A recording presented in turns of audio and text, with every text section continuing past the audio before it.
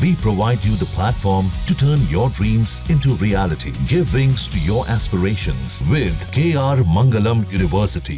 नमस्कार, आपके साथ हूं मैं आरज़ू दुबे। आप देख रहे हैं News Nation digital. This video is co-powered by KR Mangalam university. Iran और इजराइल के बीच 12 दिन तक चले खूनी संघर्ष के बाद भले ही सीज फायर हो गया हो, लेकिन जमीन पर हालात अभी भी तनावपूर्ण हैं। जंग तो थम गई है, मगर शांति अब भी दूर है। इसी बीच अमेरिका के राष्ट्रपति डोनाल्ड ट्रंप एक बार फिर दुनिया को शांति का पाठ पढ़ाते हुए सामने आए हैं, पर असल में वो अपने हथियार कारोबार को चमकाने में जुट गए हैं। इसका साफ संकेत मिलता है नीदरलैंड की राजधानी द हैग में हो रही नाटो समिट से, जहां ट्रंप की अगुवाई में अमेरिका ने सदस्य देशों पर दबाव बनाया है कि अब वो अपनी जीडीपी का 5% डिफेंस पर खर्च करे। यानी अब तक जो 2% था उसे 2.5 गुना बढ़ाने का प्रस्ताव रखा गया है।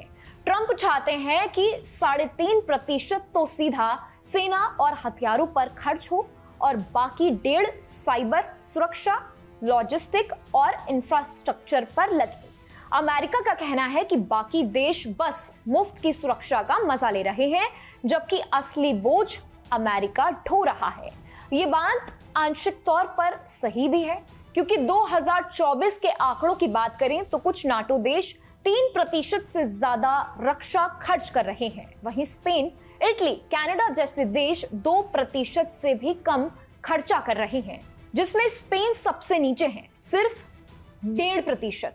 ट्रंप का तर्क है कि जो देश सुरक्षा की छांव में है उन्हें भी बराबर की हकदारी और हिस्सेदारी निभानी होगी।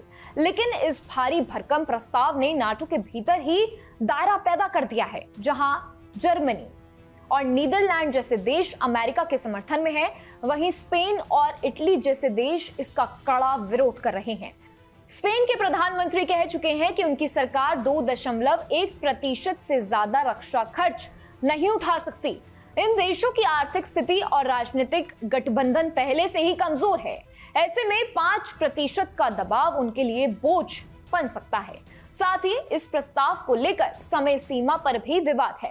अमेरिका चाहता है कि यह नया टारगेट 2030 तक लागू हो, जबकि कुछ देश इसे 2035 तक का लक्ष्य मानते हैं। नए नाटो महासचिव ने बीच का रास्ता अपनाया है, यानी 2032 तक 3.5% खर्च और बाकी 1.5% में लचीलापन हो। इस प्रस्ताव पर द हैग समिट में फैसला लिया जा सकता है। अगर ये प्रस्ताव पास हो गया तो नेटो के इतिहास में सबसे बड़ा बदलाव होगा। इससे अमेरिका के हथियार उद्योग को जबरदस्त फायदा होगा।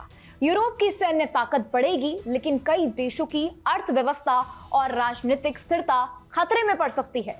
ऐसे में सवाल उठता है कि क्या ट्रंप वाकई शांति के लिए काम कर रहे हैं, या फिर इस सीज फायर की आड़ में दुनिया को फिर से हथियारों की होड़ में धकेल रहे हैं। जहाँ भक्ति है हर शब्द में, कथाओं में छुपे हैं दिव्य रहस्य और ज्योतिष देता है जीवन को दिशा। धर्म से जुड़ी हर बातों को जानने के लिए हमारे चैनल स्तुति को सब्सक्राइब करें।